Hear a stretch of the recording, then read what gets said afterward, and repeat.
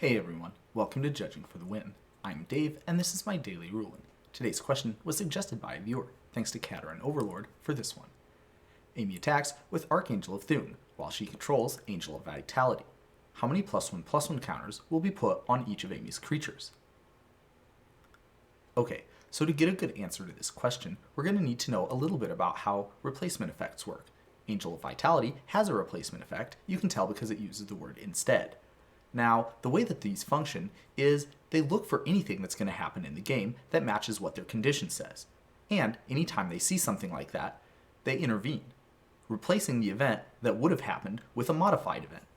Now, to give a more concrete example, in this specific case, the game is going to see that the lifelink damage from Archangel of Thune is going to cause Amy to gain some life. That matches the condition for Angel of Vitality, so Angel of Vitality's replacement effect steps in, and it replaces completely the event of Amy gaining 3 life with a modified event, in this case, Amy gaining 4 life.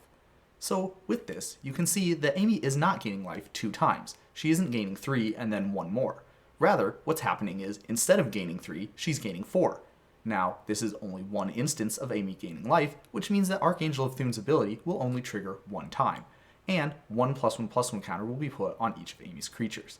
While we're working on this scenario, I did want to cover another kind of interesting sub-scenario that came up when I was thinking about this one. Let's say that we somehow gave our Archangel of Thune trample, and its combat damage was actually going to be dealt 2 damage to the defending creature and 1 damage to the defending player. Would that make any difference in this situation? And unfortunately, the answer is no.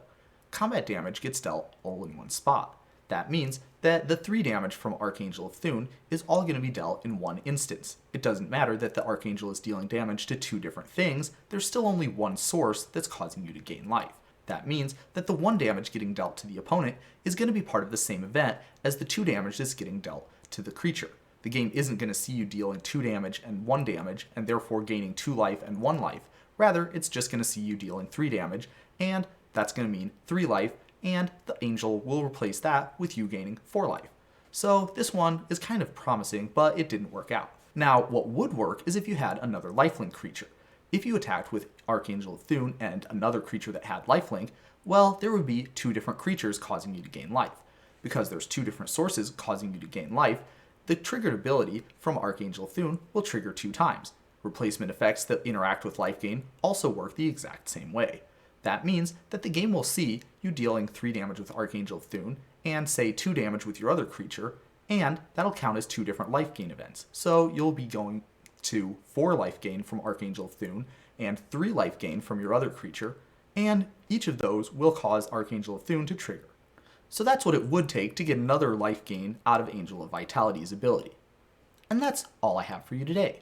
How did you do? Join me again tomorrow for another daily ruling, but until then, I hope you have a great day.